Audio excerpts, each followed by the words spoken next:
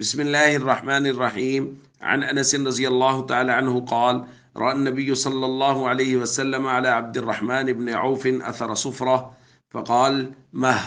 قال: تزوجت امرأة على وزن نواة من ذهب، فقال: بارك الله لك، أولم ولو بشات۔ حضرت انس رضی اللہ تعالیٰ عنہ بیان فرماتے ہیں نبی کریم صلی اللہ علیہ وسلم نے حضرت عبد الرحمن بن عوف رضی اللہ تعالیٰ عنہ پر زردی کا اثر دیکھا تو فرمایا یہ کیا ہے؟ انہوں نے عرض کیا رسول اللہ ایک عورت سے شادی کر لی اور مہر ایک گٹھلی کے برابر سونا طے پایا ہے۔ حضرت صلی اللہ علیہ وسلم نے فرمایا کہ اللہ تمہیں برکت عطا فرمائے، ولیمہ کرو چاہے ایک بکری کا ہی کیوں نہ ہو۔ دوستو، حضرت عبد الرحمن ابن عوف رضی اللہ تعالیٰ عنہ جلیل القدر صحابی ہیں، صحابہ میں سے مالدار صحابی شمار ہوتے ہیں۔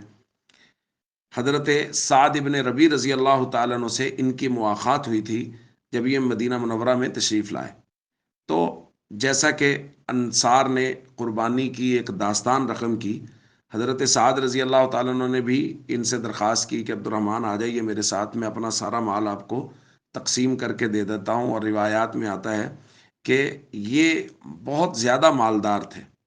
تو حضرت عبد الرحمن ابن عوف رضی اللہ تعالیٰ عنہ نے فرمایا: لا حاجت لی فی ذلک، مجھے اس کی کوئی ضرورت نہیں ہے، کوئی بازار ہے تو مجھے اس کی طرف رہنمائی کر دیں کہ بازار کہاں ہے۔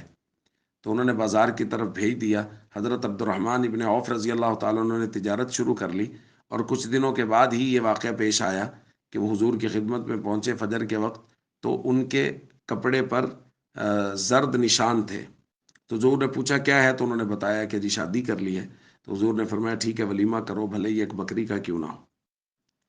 تو دوستو، یہاں دو باتیں معلوم ہو رہی ہیں۔ ایک تو یہ کہ صحابہ کرام انتہائی سادگی سے نکاح کرتے تھے، یعنی بسا اوقات رسول اللہ صلی اللہ علیہ وسلم کو بھی خبر نہیں ہوتی تھی اور نکاح ہو جاتا تھا، اس قدر آسان تھا، اور حضور نے خود اس میں اس قدر بے تکلفی پیدا کروائی تھی صحابہ سے۔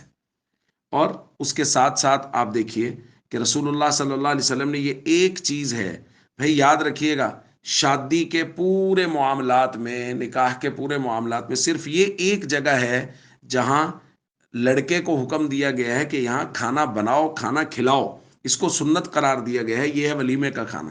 ہمارے یہاں مہندی کا کھانا، بارات کا کھانا، یہ ساری چیزیں بن گئی ہیں، لیکن شریعت نے جس کھانے کا حکم دیا ہے کہ یہ کھانا ضرور بناؤ اور تقسیم کرو یا لوگوں کو کھلاؤ بلا کے، یہ ہے ولیمہ کا کھانا، جیسا کہ حضور نے حضرت عبد الرحمن ابن عوف رضی اللہ تعالیٰ عنہ سے فرمایا۔